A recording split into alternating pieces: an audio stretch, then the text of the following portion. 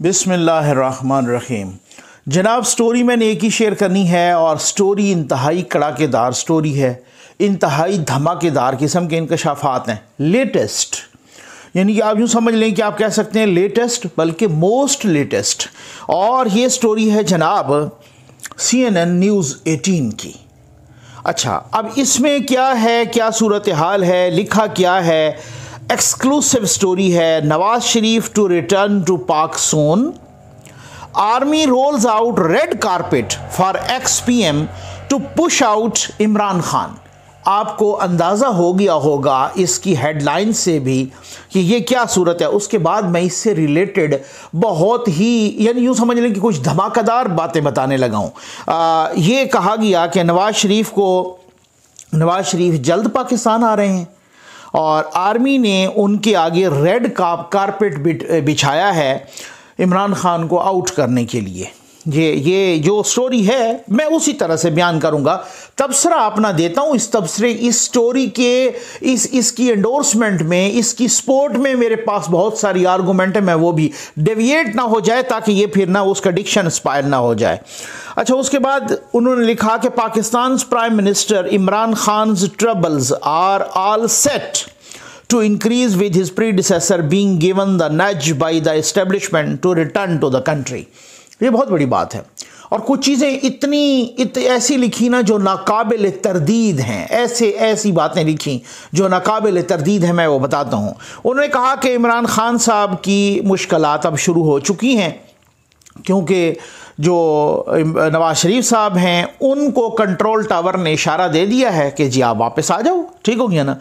Sources have told CNN news 18 that Sharif in a subtle way was told that he is needed in Pakistan and should come back. The development comes amid power tussle between the army and the Khan, with the former planning to pave the exit route of an ex-cricketer who has fallen out of favor। उन्होंने कहा कि जनाब के नवाज शरीफ साहब को ये बड़ा control tower की तरफ से बड़ा ही एक सबल इशारा, यानी कि आप यूँ समझ जेंटल इशारा मिल गया है। ठीक हो गया ना। एक इशारा मिल गया है कि जनाब आप आएँ वापस। और ये क्यों हुआ है? रिसेंटली उन्होंने कहा कि जो ये और भी कुछ बातें हैं, लेकिन रिसेंटली जो टसल हुई है ना कंट्रोल टावर और कप्तान के दरमियान, ये उसके नतीजे में फौरी तौर पे ये डेवलपमेंट्स तेज़ हो गई हैं। अच्छा जी, उसके बाद उन्होंने कहा कि नवाज शरीफ किस तरीके से कन्विक्ट हुए थे, वो किस तरीके से फिर बाहर गए। ठीक हो गया ना। फिर वो किस तरीके, अभी वो लंदन में रह रहे हैं, इस सारे का जिक्र किया है। लेकिन फिर उसके बाद वो न्यूज़ लिख रहा है मीडिया हाउस कि in a recent controversy Gilgit Baltistan, ये पॉइंट टू बी नोटेड, बहुत ही धमाकेदार किस्म की चीज़ है और मैं इस धमाकेदार चीज़ की सपोर्ट में बहुत ही बड़ा सबूत देने लगा हूँ। अब ये पहले ये सुन लें। In a recent controversy, Gilgit-Baltistan Chief Justice Rana Muhammad Shamim filed a sworn affidavit in which he declared that he had witnessed the then CJP Saqib Nisar had ordered a High Court judge that Nawaz Sharif and his daughter Maryam Nawaz should not be released on bail prior to 2018 general elections. ये तो खैर अब सबको पता है, मैं इस पर स्टोरी भी कर चुका हूँ और ये तो धमाकेदार न्यूज़ आ गई है अंसार अब्बासी साहब की। ठीक हो गया ना।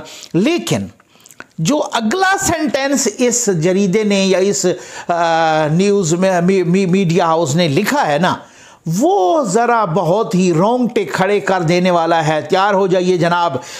ये लिखता है जनाब CNN न्यूज़ के sources close to Nawaz Sharif से the affidavit was possibly filed only after the consent of the army and suggests the former PM was possibly framed। कि ये एफिडेविट जो फाइल किया गया, ये एफिडेविट जो सामने आया, ये कंट्रोल टावर की मर्जी से सामने आया। आगे चले। ठीक हो गया। The return of Nawaz Sharif will be a major trigger against Imran Khan, leaving Khan with no option but to resign. जब नवाज ये लिखता है अखबार कि जब नवाज शरीफ आएगा तो फिर खान साहब के लिए और कोई ऑप्शन नहीं है सिवाय रिजाइन करने के। जरा देखिएगा, sources told to CNN News 18 that 2 options have been, बड़ी बड़ी बम्बास्टिक किस्म की ब्रेकिंग न्यूज है। 2 options have been presented before Imran Khan. Imran Khan को 2 ऑप्शन दिए गए, that he either resigns on his own before November 20, या तो वो खुद ब खुद नवंबर 20 से पहले रिजाइन कर जाएं, और the opposition brings an in house change in the parliament, या फिर वो अपोजिशन पार्लियामेंट में इन हाउस चेंज लाएगी। In both cases Imran Khan is going, the sources said, adding that in the coming week ruling Pakistan Tehreek-e-Insaf will lose its political allies Muttahida Qawmi Movement and Pakistan Muslim League Q। ठीक है, अच्छा, अब उसमें वो ये लिखता है जनाब इंटरनेशनल मीडिया कि खान साहब के पास 2 ऑप्शन हैं, या वो रिज़ाइन करने 20 नवंबर तक, या फिर वो जो है ना तैयार हो जाएं इन हाउस चेंज के लिए पार्लियामेंट में। और दोनों केसेस में खान साहब तो गए, ठीक है ना, दोनों केसेस में। और फिर उसके बाद ये भी लिखता है कि आप देखेंगे कि अगले कुछ वीक्स में, जल्द ही कमिंग वीक में, in the next coming week, तो ये क्यू लीग, PMLQ इत्तेहादी उनको छोड़ने लग जाएंगे। आप कहेंगे आज तो इजलास हो रहा है, इत्तेहादी तो वोट डाल रहे हैं, ये इस पे भी थोड़ा सा रुकिए, इसमें मैं बात करता हूँ। ये सारा वो जो डिक्शन था ना, मैंने कहा वो मज़ा ना ख़राब हो जाए ना, ये आप सुन लें।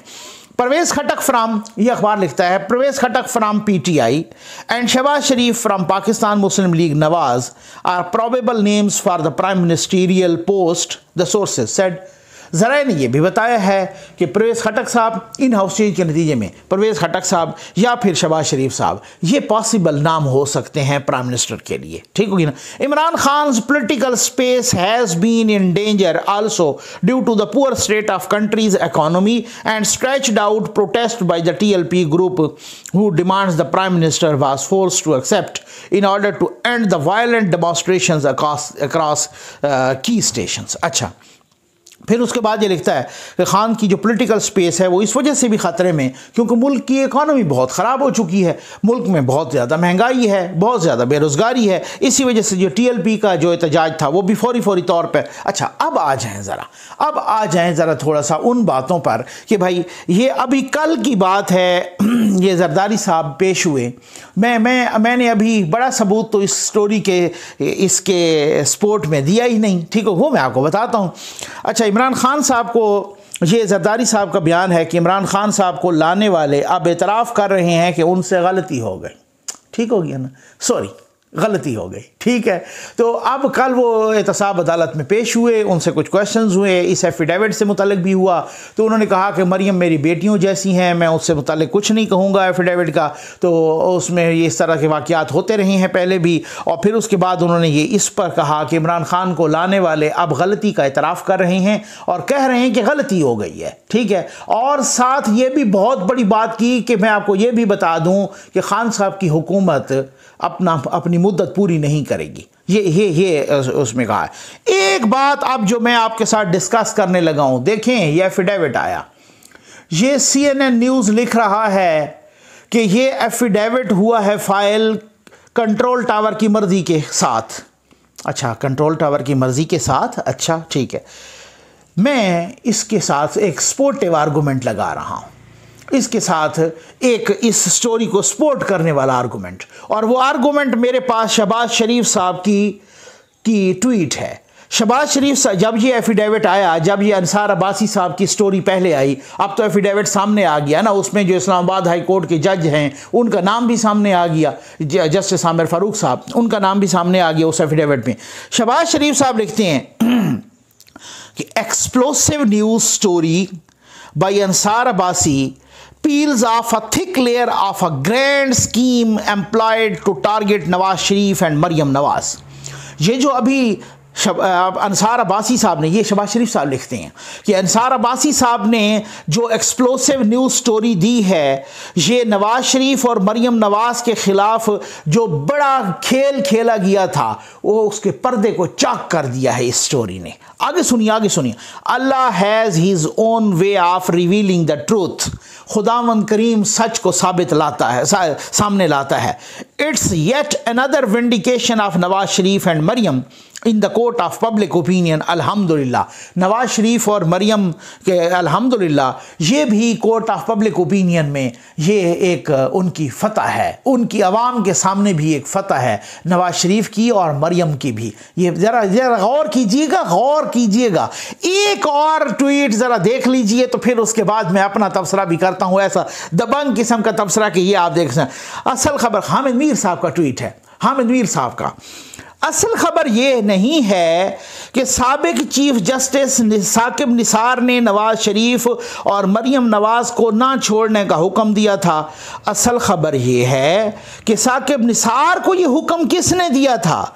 ये खबर पूरे पाकिस्तान को पता है, लेकिन आप ये खबर किसी टीवी चैनल या अखबार पर नहीं देखेंगे क्योंकि मीडिया मादर पिदर आज़ाद है। जनाब, यहाँ तक तो ट्वीट्स की और स्टोरीज की बात हो गई। अखबार ने ये लिखा, मैं फिर से मैं स्ट्रेस करूंगा, अखबार ने ये लिखा कि ये जो एफिडेविट आया ये कंट्रोल टावर की आशीर्वाद के साथ आया, ये कंट्रोल टावर की मर्जी से आया। शहबाज शरीफ साहब का ट्वीट आपने देख लिया ना एफिडेविट के हक में, इस स्टोरी के हक में। हामिद मीर साहब का ट्वीट आपने देख लिया ना। हामिद मीर साहब को आजकल आउट किया हुआ है अपने प्रोग्राम से, वो कभी नहीं बोलते। यहाँ तक कि हामिद मीर साहब का एक ऐसा ट्वीट भी आप इस तरह का दबंग किस्म का नहीं दिखा सकते कि जो DGISI और ये जो सारा मामला गड़बड़ रहा है, ना उन्होंने किसी के हक में नहीं किया, किसी की मुखालफत में नहीं किया। हालांकि ऐसा हो सकता है कि इतना बड़ा सहाफ़ी हो और इतनी बड़े मुल्क में, यानी कि जहाँ पे वो हर तरफ कोई न्यूज़ हो ही नहीं, सिर्फ ये DGISI वाला तनाज़ा हो और हामिद मीर साहब से 2 ट्वीट्स भी ना आए, ठीक है, तो वजह तो कोई होगी ना, डेफिनेटली ठीक होगी। अब ये ट्वीट का आना क्या बता रहा है, कौन किसकी पोजीशन कमज़ोर हो रही है। और मैं नहीं कहूँगा, बात देखें, बात सुने। शहबाज शरीफ साहब ने जाके ये अभी पार्लिमानी कमेटी बराए कौमी सलामती का इजलास हुआ और वो इन कैमरा इजलास था। जब बात बाहर आई तो पता चला कि शहबाज शरीफ साहब ने TTP के साथ, तालिबान के साथ मुज़ाकरात की मुखालफत की है और डट के की है। मैंने उसी वक्त दोस्तों से कहा, मैंने कहा ये तो रोला है। इसका मतलब तो ये है कि अगर शहबाज शरीफ साहब ने मुखालफत कर दी है तो फिर इसका मतलब तो ये है कि कंट्रोल टावर के अंदर भी कोई मसला है कि वो भी बहुत सारे नहीं चाहते कि भाई तालिबान के साथ, आप समझ तो आ गई है ना, कि मुज़ाकरात हों। ये हो नहीं सकता। अब अगर ये जो एफिडेविट आया सॉरी माफ़ कीजिएगा, अगर ये एफिडेविट कंट्रोल टावर को कबूल ना होता, अगर इस एफिडेविट पर कंट्रोल टावर ने नाराज़गी का इजहार किया होता, ठीक हो गया ना, तो कभी शहबाज शरीफ साहब इसके हक में ट्वीट न करते।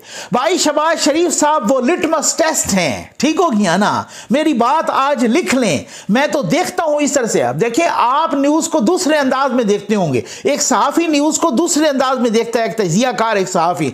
शहबाज शरीफ साहब एक लिटमस टेस्ट हैं।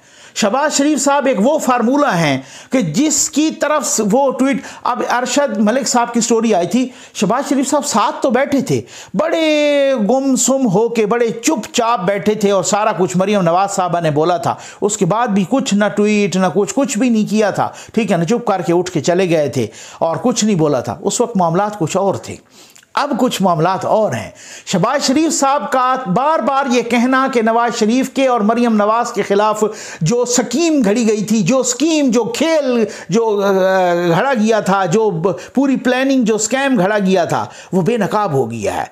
अंसार अब्बासी की स्टोरी ने उसका छिलका उतार के रख दिया है, उसको बेनकाब कर दिया है, उसको बिल्कुल जो है ना वो चीज़ें बहुत सारी नंगी हो के रह गई हैं। और अल्हम्दुलिल्लाह फिर कहना और ये कहना कि नवाज शरीफ भी और मरियम नवाज, और बार बार मरियम नवाज का नाम भी लिखना, ठीक हो गया ना, 2 दफ़ा लिखा नवाज शरीफ के साथ। क्या शो कर रहा है? यही शो कर रहा है कि मामलात बहुत सेफ हैं, ठीक है ना, यही शो कर रहा है। देखें, बात ये होती है कि तजियाकार का काम है कि उसको जो स्टोरी मिलती है वो आपके सामने पेश करे। अब कुछ लोग ये क्या कह रहे होंगे, बात अब मसला ये है ना, जंग तो किन किन के दरमियान है वह तो आपको पता चल गया होगा। ठीक, अब आ जाएं आज के इजलास पे कि क्या होने जा रहा है। अगर क्या इत्तेहादी आ रहे हैं, क्या सारे के सारे इत्तेहादी एक तरफ वोट देंगे? क्या सारे के सारे इत्तेहादी सारे बिलों पर वोट देंगे या चंद बिलों पर वोट देंगे? क्वेश्चन है ना, क्वेश्चन है, ठीक हो गया ना। अगर सारे के सारे इत्तेहादी बताया जा रहा है कि ईवीएम पर वोट दे भी दें, ठीक है ना, तब भी वो कानून बनेगा, वो आइन में कोई तब्दीली तो हो नहीं रही, ठीक है ना, वो कानून बनेगा, उसको इलेक्शन कमीशन नहीं मानेगा। अपोजिशन फौरी तौर पे सुप्रीम कोर्ट में जाएगी और सुप्रीम कोर्ट हो सकता है इसको फौरी तौर पे जो है ना खैर से मिलियामेट कर दे इस कानून की, क्योंकि उसकी वजह यह है कि पहले भी कुछ ऐसे कवानीन हैं कि जिनका ऐसी मिसालें मिलती हैं, ठीक हो गया ना। या फिर ऐसा भी है कि कहीं ऐसा तो नहीं कि इजलास के अंदर आके कोई डिच करे तो और भी बेइज्जती हो जाए। ये मामलात बहुत ही इस तरफ जा रहे हैं और कह रहे हैं कि जनाब, कल की एक बात है, मैं आपको बताता हूं कि एक शो में, कामरान शाहिद साहब के शो में, तलाल चौधरी साहब ने क्या कहा है। इतना कॉन्फिडेंस कहां से आया है? तलाल चौधरी साहब ने क्या कहा है? तलाल चौधरी साहब ने कहा है जनाब कि यूँ, ये मैं मुंह पे हाथ लगा के कह रहा हूं, इस तरह से उनकी वर्डिंग थी, आप सुन लीजिए। उन्होंने कहा कि अगर ये इलेक्शन ईवीएम पर हो गया अगला, तो आप मेरा नाम तलाल चौधरी की बजाय फवाद चौधरी रख लेना। आप समझ आ गए, इतनी बड़ी बात कर दी है उन्होंने, ठीक है ना। इसका मतलब ये है कि अगर ये बिल ईवीएम का पास भी हो जाता है तो फिर भी मैं नहीं समझता कि ये ईवीएम इलेक्ट्रॉनिक वोटिंग, क्योंकि इलेक्ट्रॉनिक वोटिंग इस वक्त बहुत ही इस तरह से कोई भी नहीं एक्सेप्ट करेगा इसको, ना इलेक्शन कमीशन एक्सेप्ट करेगा और ना ही जब उन्होंने सुप्रीम कोर्ट ने बुलाया वो फैसला पहले ही आ चुका कि जब इलेक्शन कमीशन की राय होती है तो उसको वो नेगेट नहीं करते, और इलेक्शन कमीशन की पिछली दफ़ा भी राय अगेंस्ट थी, अब भी वो अगेंस्ट है, और अभी उनको सुप्रीम कोर्ट में जो गए तो उनको बुलाया तो तब भी। और शहबाज शरीफ का कॉन्फिडेंस बता रहा है आपके आज के इजलास में भी कि कुछ भी हो जाए, अब पानी बहुत पुलों के नीचे से गुजर, मैं तो कहता हूं पुलों के ऊपर से भी गुजर गया है, ठीक हो गया ना। मामलात इस हद तक चले गए हैं। और जनाब अपना क्या नाम है, जावेद लतीफ़ साहब ने, उन्होंने ऐसे तो नहीं कहा था कि लिख लीजिए कि नवाज शरीफ ने दिसंबर में आना है वापस। कुछ लोग कह रहे थे, एक बात बड़ी अहम है जो कि इस स्टोरी में उन्होंने कहा कि नवाज शरीफ साहब को बता दिया गया है, नवाज शरीफ साहब को, कि आप आओ वापस, और आप ये इसी CNN न्यूज़ की स्टोरी में कि आप वापस आओ और आप इस मुल्क की ज़रूरत हो। मैं उसकी वजह बता रहा हूँ। वजह उसकी ये है, आप वापस आओ और आप इस मुल्क की ज़रूरत हो। मुझे एक बंदे ने कहा कि नकवी साहब, मैं आपको एक बात बताता हूँ कि उनको कहा गया है कि आप इस मुल्क की ज़रूरत हो, ये सब कुछ को मियाँ साहब की मोहब्बत में, ये इस स्टोरी से पहले मुझे किसी ने बताया कि मियाँ साहब की मोहब्बत में नहीं, बल्कि ये उनको पता चल गया है कि जो हमने हाइब्रिड सिस्टम बनाया था वो फेल हो चुका है, वो धड़ाम से गिर चुका है। अब किसी के बस की बात नहीं है, आप लाओ नवाज शरीफ को, और वो इस मुल्क की ज़रूरत है। और वो जो इन हाउस चेंज, वो तो मैं पहले ही बता चुका हूँ कि इन हाउस चेंज को थोड़े अरसे के लिए रखा जाएगा, उसके कुछ और मकासद हैं, ठीक हो गया ना, आपको पता चल गया मकासद। ये बता रहे हैं कि sources have told that Sharif in a subtle way was told that he is needed in Pakistan and should come back। आप समझ आ गया आपको कि वो उनकी पाकिस्तान को ज़रूरत है। अब देखें जनाब कि क्या वो कब आते हैं, क्या सूरत हाल होती है। लोग तो यही बता रहे हैं कि ये 19-20 का जो चक्कर है ना, ये दिन भी बहुत क्रिटिकल हैं। और जनाब इसी वजह से खान साहब ने इजलास इतने जल्दी में, क्योंकि अभी तो ये तो नहीं है कि अगले हफ्ते इलेक्शन आ रहे, ये इजलास 20 के बाद भी हो सकता था। उन्होंने कहा जी 17 को ही बुला लें कि कुछ न कुछ हो सकता है कि कुछ न कुछ मैं पास करवा लूँ और ये बिल और जो सारी सूरत हाल या जो भी हो, तो उस हवाले से कि क्या होता है। अब देखेंगे होता क्या है। जो मैंने पॉसिबिलिटीज़ आज के इजलास में बताई हैं। उम्मीद है आपको वीडियो पसंद आई होगी। आपका बहुत बहुत शुक्रिया।